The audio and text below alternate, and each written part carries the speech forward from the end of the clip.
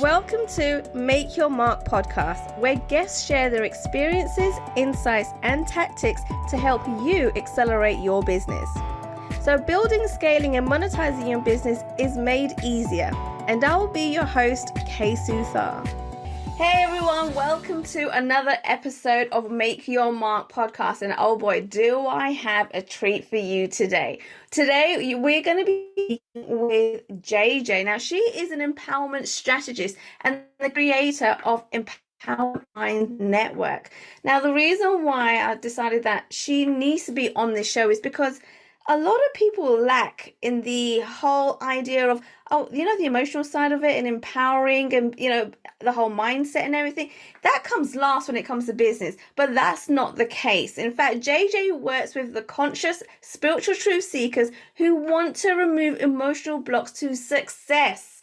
And so that means business, relationships, all different pathways when it comes to what success means to you. And she helps people identify sabotaging patterns and transmute struggle into joy.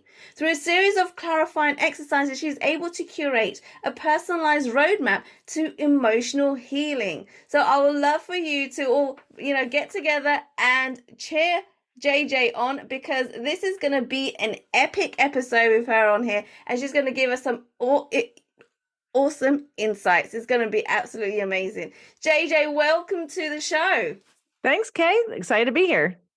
Awesome. Now, before we get into the nitty-gritty of, what it actually means when it comes to business, the emotional side of it and the importance of it, I would love for you to just tell us a little bit about yourself and all of our listeners as well, as to what was going on or what your journey was like before you even got to this point in business. Okay. So very right-brained child, singer, dancer, actor, performer, didn't really love the sciences and the maths. They didn't, not that I was bad at them. I was always like on a roll, but they were B's or A minuses. I just didn't love it. It didn't light me up. And then fast forward, kind of going into the world as the performer, the actor, the singer, the dancer, the person that wanted to express emotionally. Like I felt like there was something very cathartic, something very, very necessary in our human experience to have emotions and to allow them to come up and out of us and to extend our reach and play other people and learn what it would be like to be somebody else. And there was some freedom and insight in that. And when I got into college and when I was studying that in college, as well as some other things like religion and history, then I decided that, I don't want to wait tables as an actor. I want to use my other side of my brain. I want to do something smart. I don't want to just do something that I'm not excited about. And so I started to learn science and I started to learn personal training. And for the first time, personal training in the science is applied, and there are a lot of them: biomechanics, physiology, biochemistry, looking at everything from the body, endocrine system. I mean, there's a lot neurological things. There were so many sciences of the body that they made sense, and they finally clicked in my brain. And I realized I'm actually pretty smart. And I was like, whoa, okay, cool. Like I get this, and I get this on a really deep level. And so it was sort of the perfect way to stimulate more left brain activities in my life. And I became really good at it. And then I did a little too much of that, and I need to bring in the other piece. And what I realized through my personal training career, and I'm a retired personal trainer of about 4 or 5 years now. What I realized, or maybe it's not been that long, maybe it's been like 2 or 3 years actually since pandemic, because I kept wanting to dig deeper with my clients. I am a specialist when it comes to biomechanics. And when I look at the body, I'm a futuristic looker. Like I have a lot of Aquarius in my Mercury, and that's and in my Mars. And I do a lot of astrology. I do all kinds of different applied sciences. And yes, astrology is a science. Applied sciences to our behavior, because it makes sense of who we are. It makes sense of why we do what we do. It makes sense of what's right for us versus what might not be right for us, what feels natural versus what doesn't feel natural, and why, and how to communicate with people and get things done effectively. So I decided that with my personal training clients, because I went from caring about their joints to caring about how to exercise properly to get the results that you want without degrading and really degenerating your joints faster. Cause I saw a lot of that happening with people I still do. I can't even go to the gym. I mean, I do go to the gym, but my head goes down because I can't watch the stupid crap I see, because I just want to say, do you understand what you're doing to your body? I want to come in and like rescue them. I don't. I've learned, I've over time, it's taken me a while to get back to the gym as not a trainer. But with my clients, it's not, even if you have the perfect program and the perfect diet, it doesn't mean you're going to do it. So at the end of the day, I kept digging down, if you will, into the psyche to see, well, why are you even here? Why do you want to lose weight? Why do you want to look different? Why does it matter? Who are you doing this for? Why are you not motivated to care for your body? So all of those psychological questions have always been a part of my existence. But I directed them to the person, to the health journey, to myself, to the health journey. And then I applied them to my clients. And so I got so deep into all of that, so much so that while I'm an excellent personal trainer, I really just wanted to talk about the blocks and how to free people from and to commit to themselves in a different way and to get the result that they want and to look at what actually was stopping them. Because if you're an emotional eater and you have the best personal trainer and you do the best program, it doesn't matter. You're all going to get thrown away the minute that you get triggered, because if you emotionally eat to suppress your feelings, forget all the work you just did. So if we don't address that, then it's a cycle and a cyclical thing that just keeps happening. So combine all that. And over the years, I've had many brands, but I realize it's really this sort of balanced brain mentality. It's sort of what I bring to the table. I've taken a few tests and they say, I'm 50% both sides of my brain, or at least I was actively, and you actually can activate all parts of your brain, no matter where you are right now. I've learned that too. So I've been a lot of tools I've been gathering. So Empowerment Strategist came out of the fact that most of us feel disempowered in some way, whether it be with money, with our business, with our health, with relationships, we feel disempowered. We tell stories that keep us stuck. We tell stories that make it impossible for us to break through to the next level. And the empowering part is more of the right brain feeling. But then we need a strategy to get there. You can't just feel it and decide that, oh my God, you're right. I definitely tell this story. But if you don't do anything differently, if you don't take action, if you don't look at what that is and then make a plan to do it differently, then you're probably going to stay stuck again. So Empowerment Strategist came out of addressing both sides of the human brain in our behaviors, addressing them equally, because your emotions are super important, but most people don't want to deal with them. Having a strategy is super important. And some people do too much strategy and not enough emotions. And some people do too much emotions and not enough strategy. So it's equally taking both of those and looking at a person and their situation and what they want more of, or what they want less of, and applying that principle to them. And I have a ton of tools, whether it's business, relationships, health, to look at, but it's all the same conversation. It's all looking at where we want to go. How do we want to feel a lack of disempowerment and feel more freedom and feel more joy in whatever it is you're looking for? And then how do we remove those blocks? And what do I actually do differently in my life? What do I have to do next in order to get there? Got it. Oh my goodness. So that was jam-packed, but I loved everything that you just said there. So tell us a little bit about, okay, how does this, or how important is this to know and get the balance right when it comes to building a business or scaling your business? Well, first we have to look at our relationship to money and money and self-worth. Okay. So, and that right there, we could talk about for the rest of this session and for the next week. But money and self-worth, because again, money is energy and money is one piece of the puzzle. For a long time, I did not address money.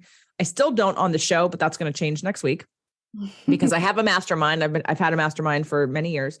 And because I've been doing, mind, body, and spirit, and I want that combination because they all go together. But then I thought, okay, I need to bring in money because it has to be balanced with all of it. Because if one is out of balance, then the others suffer. And I would follow when I was in other people's programs, and I stopped following certain people, or most people, because I didn't see anybody have the balance. They'd either have really great, be really, really successful, and they had crappy relationships and their health was terrible, or they'd be really, really healthy and super poor, or they'd be really right. There was no, I wanted all of it. And I didn't want to negotiate which one was more important, because they're all important. Right. So when it comes to understanding business and being successful, you have to kind of dial back your why. And we have to look at the why, and we have to look at the sustainability of whatever it is that you're shooting for. If you think money is going to somehow solve all your problems and being successful is going to somehow make you happy or healthy, it won't. So, but most people don't realize that until they're there. They're very, very successful, and then their health goes to crap, and now they got to spend all this money on their health because they have to dial it back. They get cancer for working too hard, or having pains that they don't pay attention to, or something bad happens because they're not paying attention. They have their head down because they think that if I can just get enough money, then everything will work itself out. And that's not true at all. And again, I teach how I started my podcast was I had so much information. I started my podcast in 2014, and it was called Fit to Love. I now have a network, but Fit to Love was my first show. And it was a 6-day-a-week podcast. It was 2 videos and 4 audios. It was 3 camera HD videos, one on certain exercise called Movement Mondays, which then later became Smart Exercise. And then Tasty Tuesdays, which later became Easy Paleo Gluten and Dairy-Free Cooking. And then the other days of the week were both solo shows and interviews because I had so much content. Content's never a problem. I had so much content that I didn't know how to show up in the world, like moving away. It was like my test kind of coming out of personal training. And, and now dealing with a spiritual community who wants all of it. They want better relationships. They want better health, and they want to be more successful. I realize that we have to start talking about, and my thing is looking at your core wounds when it comes to healing. I've created a program called the Roadmap to Emotional Healing. And it stemmed from having all these people come to me and have been in therapy for a long time. And then they'd come and have a couple sessions and be like, oh my God, my whole life has changed. And I'm like, okay, it kept happening. And finally I thought, you know what? I'm going to claim it.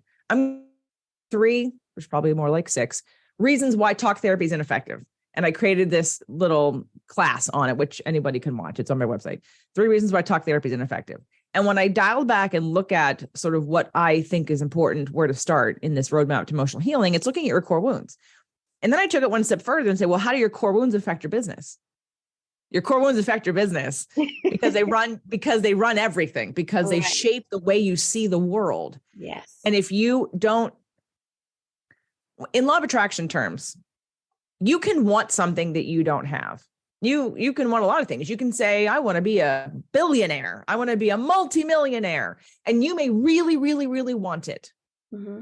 But if you don't know how to hold that, if you don't believe and see yourself and treat yourself in a way that matches what that means, it's sort of our tank of allowing. Like we all have a temperature gauge, and that temperature gauge I call it comes out of the temperature gauge quote is mine, but it's from the work of Gay Hendricks and the Big Leap. But I kind of dumb it down to say, look, you have a certain temperature gauge of how much love, joy, success, and abundance you think you deserve. And that is subconscious, because you're going to be trying to get successful and go to do this and all these, and then all of a sudden you're going to self-sabotage. Oop, I'm sick, I'm hurt. Oop, I got in a fight. Oop, something happened. And you say, why does it never keep working out? Well, it doesn't keep working out because you're the problem. You're the gauge. Your tank is only so full, and you're trying to put more in it than you will allow. And that is called, in Gay Hendricks terms, an upper limit. An upper limit is where you hit a place where you're about to grow. And it's like, oh, what do I do now? Well, if I want more than I've ever had before, I have to become more than I've ever been before, because otherwise you can attract it. It's why not everybody, but it's why the majority of people who win the lottery lose it, is because they got it and they don't know how to hold it, because they didn't. It's like they probably feel guilty. They probably think they didn't deserve it. Like, it takes a lot of self-work to provide a bigger tank to receive and hold the thing that you want that you've never had before. You have to be different. So how do I be different? Well, first we got to look at, what's the problem? So for me, I treat it like the medical world does. And, when you go to a doctor, it doesn't matter what doctor, if naturopath, functional medicine doctor, allopathic doctor, whatever, you go to the doctor and you give them the symptoms, and a good doctor will also probably take some tests. They're going to take some blood work. They're going to take some stool. They're going to do some saliva. They may do a hair analysis. They're going to do some tests, and they're going to see where the root of the problem comes from, so they know how to treat it. Well, that's the same thing. That's what I've developed in the emotional world is looking at your core wounds. I've even named it your core wound map. All right, let's look at what runs your life. Let's look at the belief systems that you have, the stories that you're telling yourself that create your entire reality in the way that you see it. Because until we change how you are in the world and how you are in your body and how you are with money and how you are in life, you're not going to be able to sustain big, successful changes. You might be able to make more money, but at what cost? At your health, at your relationship? So, yeah. Yeah, that I mean, I love all of that already. Now, I've got a couple of questions here for you, right, from what you just said. Now, how do you balance all of those things to make it all work together, right? Because sometimes what people say to me is that, they can focus on one thing and get really good at it. So it might be their health and going to the gym and working out and eating right. But then the other stuff then kind of falls behind because they're focusing on that one thing. So how do you share the load and make sure that all of those areas are balanced and working together? Well, it depends on how out of balance you already are. My life schedule, once I moved and we bought a house a couple of years ago into my favorite place, I manifested my dream home. And I said, and I manifested my partner. Anyway, that's a whole other story. I have a show on that too. But how that all happened, I said, and he's an entrepreneur as well, and he's a podcast producer. And I said, okay, great. Because my ex-husband was not, he had a regular job. And so he would go to work every day from 8 or 9 to 5 or 6 o'clock. And I would be podcasting and personal training and doing whatever I was doing, I've written a bunch of books. Anyway, I was making programs, whatever I was doing. But I wanted the connection of doing things with somebody, both for the accountability and for the connection. So I said, okay, here's what we're going to do. Your new schedule looks like this.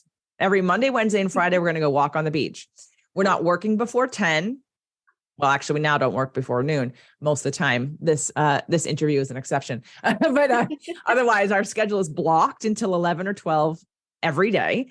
And the morning time is a very sacred space for coffee, being with our cats, being outside, and then exercise. And we exercise 4 to 5 times a week. We go to the gym twice a week. We walk and we hike the other days of the week.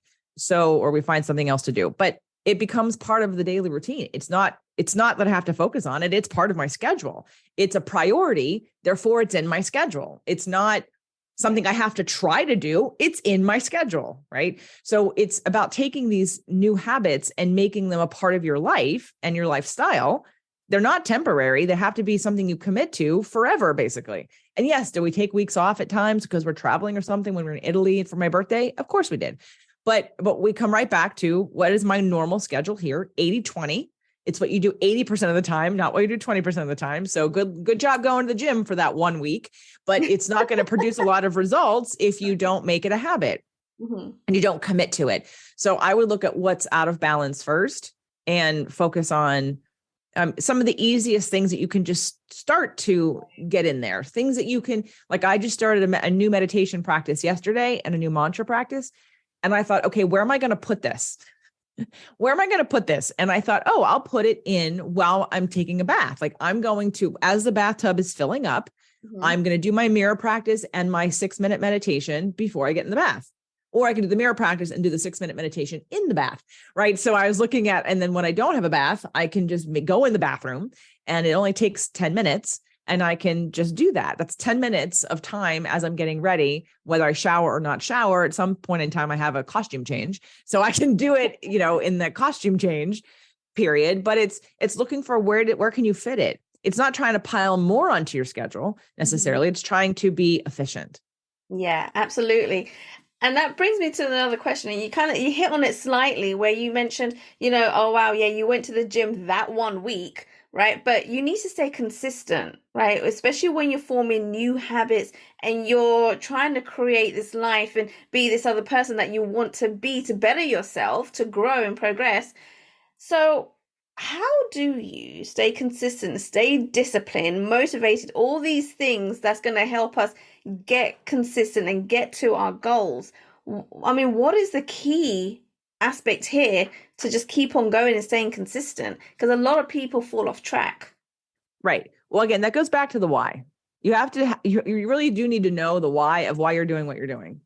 And for me, with when I did Fit to Love, I was very clear that I wanted to have a place to put my content, all kinds of content, the way that I wanted to talk about whatever I want to, And I wanted to see how I put it out into the world. Like it's a test. Right. I think that we have this idea that whatever you think it should look like is exactly the right way it's going to be. So Right. when we make goals, we say, I'm going to do this and this is what's going to happen. And I'm going to call BS on that. You don't know what's going to happen. Everything is a test. Everything's about leverage. And you don't know. You don't know if this new thing that you're making is something that, you know, I was interviewed on a business podcast about, because I had a client and she's a business coach also. This is when I was personal training. And because she would hear me talk about, like I was making products like this. And Right.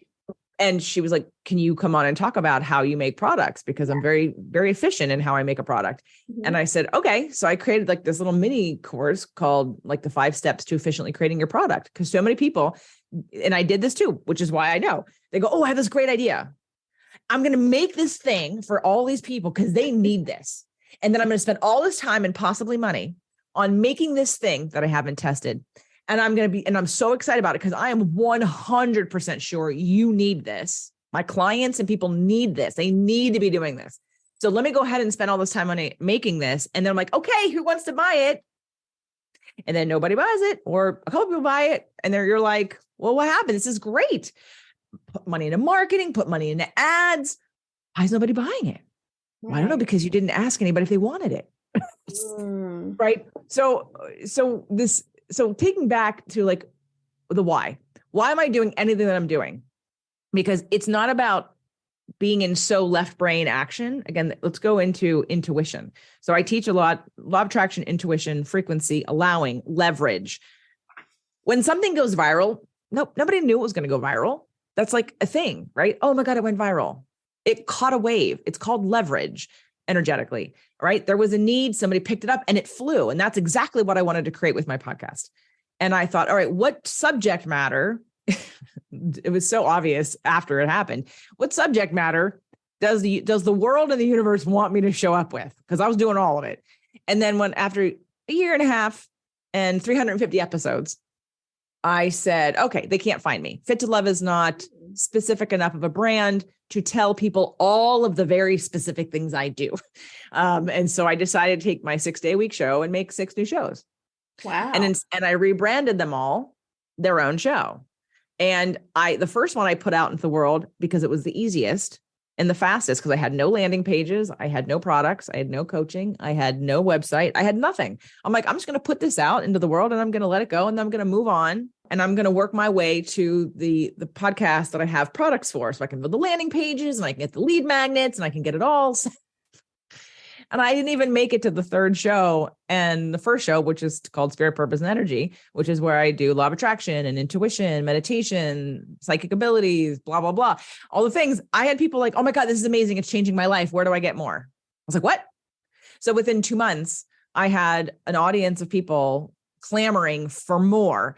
And I was like, okay, I don't have anything to sell you. I have no lead magnets. I have nothing.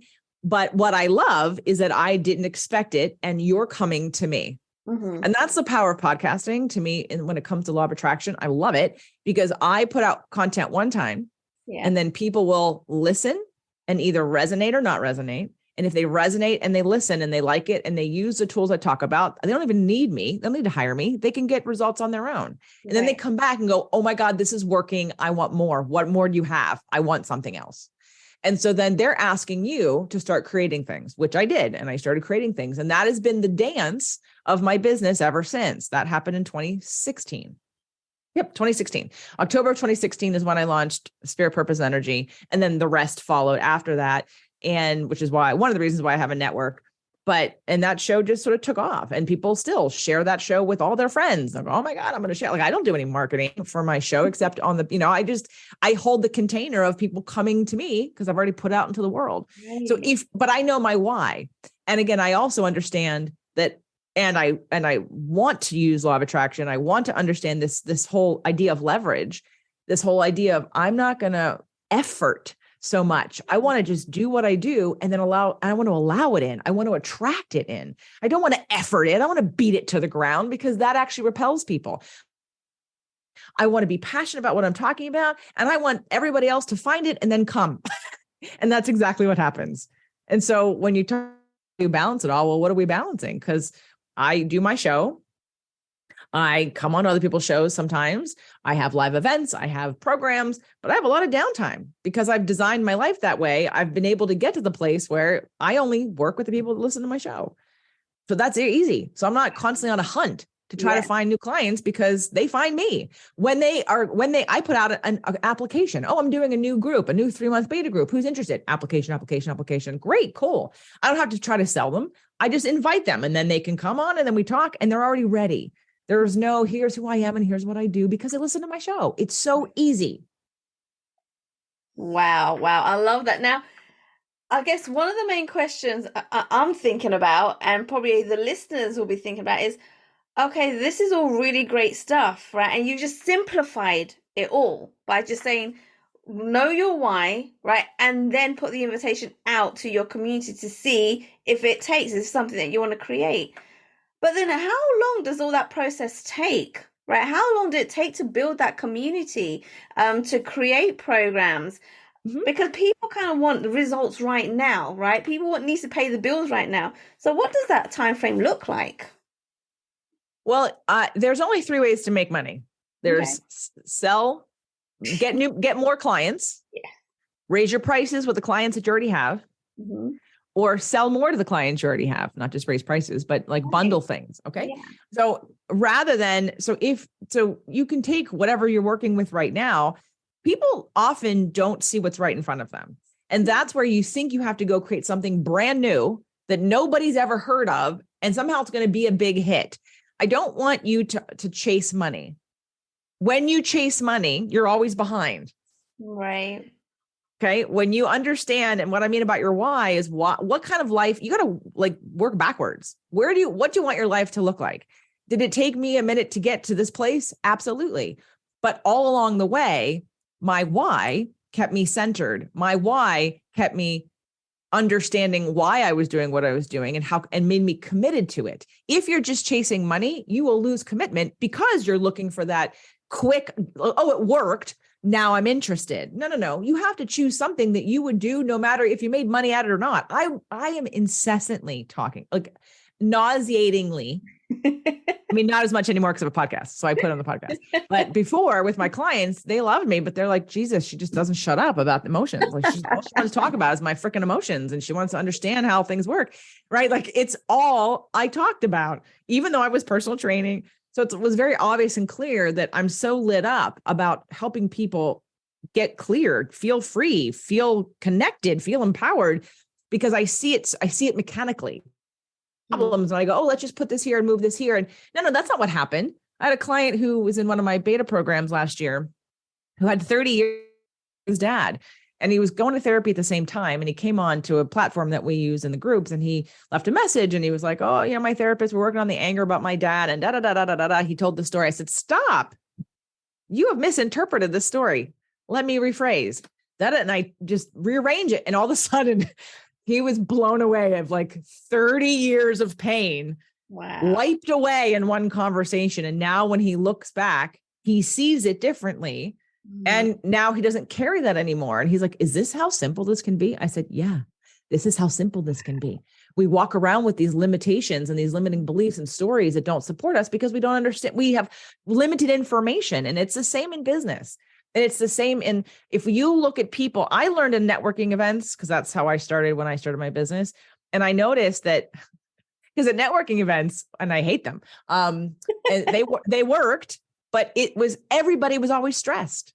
Nobody leveraged. Nobody was easily making money. Nobody was easily attracting business and opportunities. Everyone was working really hard. And if that's the picture that you see, you need to find a new picture. Because it doesn't have to be like that. That's just one version, because that gets really, really hard to undo when that's what you think you have to do. It can happen a lot easier than you think. Interesting. I love that. Oh my goodness. So, okay, we're coming to the end of the show now, and I'm just wondering, do you have any last words to say, right? Or maybe some of the popular mistakes that people are making that they just need to stop doing right now? And if there was one thing that you had to suggest to anybody, what would that be? I have several episodes I'd love you all to listen to. And the first one is your inner prostitute. And because that's about taking stock into if you're prostituting yourself for money, literally, not for sex, but like in whatever you're doing, your business, because then your relationship with money becomes very tainted, that you have to perform because it's about performing for love or prostituting yourself for love or money. And that's an important thing to like really understand about yourself, because that energy won't shift naturally. You'll always, again, be behind the eight ball if you're chasing money. You have to figure out who you are. Like, what's your zone of genius? What lights you up? What's something that comes easy for you that you love to do or talk about? There's enough things in business where you have to learn new skills. You have to stretch beyond your, tech is one of them for a lot of people. So if you have to all of a sudden learn new tech and it's frustrating, or learn how to do something that you don't like or delegate it, that's fine. But the basis of what you do should be your zone of genius. It should be something that it so lights you up and is part of who you are and why you're on this planet. If you don't find your why, then money becomes the focus, and you're a victim to money. And for the rest of your life, your emotions, your stories, your responses, your relationships are all going to be somewhere around power over money or over you. And that's a paradigm that probably needs to shift. A lot of business owners I've worked with, I had a podcasting mastermind. And while I loved how excited they were about doing the podcasting work, they all upper limited because most of them couldn't get out of their own way. And I say, okay, I don't want to do this anymore. I only want to work with business owners and podcasters that listen to my show. You have to understand that your emotions run your entire life. Do not think your emotions are separate from your business. They are not. Your insecurities, your core wounds, your lack of confidence, your lack of self-worth are all in your business. And if you don't address that, you cannot grow and have the leverage that you think you want. Or if you do, it will come at a cost of some other part of your life, your relationships, your health, whatever. And I think everybody can have all of it. It's just this strategy. It's going to be a one-to-one personal thing of what's the right next step for me and how do I create more balance. So I think that if someone's been in business for a while and your excuse is that something's not working, or, even when I get on my group calls for my current groups, I have a 3-month and a 6-month group going on right now. And it's emotions. Like, I am always staying late. Like, it's a 90-minute call. And I'm like, and I never finish on time because I could go on and on and on. And that's what I want to recommend everybody find. The thing you want to honor who you are in this world. It's not about the money will come when you create a strategy not centered around money, centered around you, centered around your zone of genius, your passion, what you love, what lights you up, what you're good at, why you're here, your unique expression of those lessons that you've learned up until this point in your life. So I think that would be my big push for business owners to really get, because then you have a business and a life that you love, not a business that you're trying to make money at, so that someday you have a life you love. Absolutely. And you know what? Your excitement, your passion definitely comes out in this episode. I can see it. I can hear it. And I absolutely love all the value and the golden nuggets you have given. Now, I know at this point, JJ, people are probably thinking, oh my goodness, how do I get hold of JJ? How do I connect? How do I speak with her and work with her? So where can they go at this point? JJFlizanes.com, JJFlizanes.com. Everything's there. There's a tab with all the podcasts. There's a tab with all the group programs and the online courses and all the 3 things I talked about. There's the class, the 3 reasons why talk therapy is ineffective. And you can watch that. That's free. So there's a ton of content. I have a ton of free content. All my socials are there. A lot of testimonials are there. So I just say, go to my website or put my name into your search on your podcast. And it's also, you can go to empoweringmindsnetwork.com. That will take you straight to the podcast page, but that will just show you, or you can type in Empowering Minds Network into your search in your podcast player and see all the shows that come up. We even have a show called Sales Training for Podcasters. So if those of you that are listening that are podcasters, I invite you. Doug Sandler, my partner, and I did have a podcast called Sales Training for Podcasters. So that would also be very valuable for the business side of it. Absolutely, totally agree. Now, thank you so much for coming on to the show, JJ. It was absolutely fab to have you on here. Thank you once again. Thank you, Kay. Thanks for listening to Make Your Mark podcast at www.makeyourmarkpodcast.com. Make sure you hit that subscribe button so you get this and every other episode that comes out. We have lots of great stuff coming, so make sure you hit subscribe so you don't miss it. And thank you in advance for all the reviews and comments. I appreciate it so much, and I look forward to serving you in next week's episode.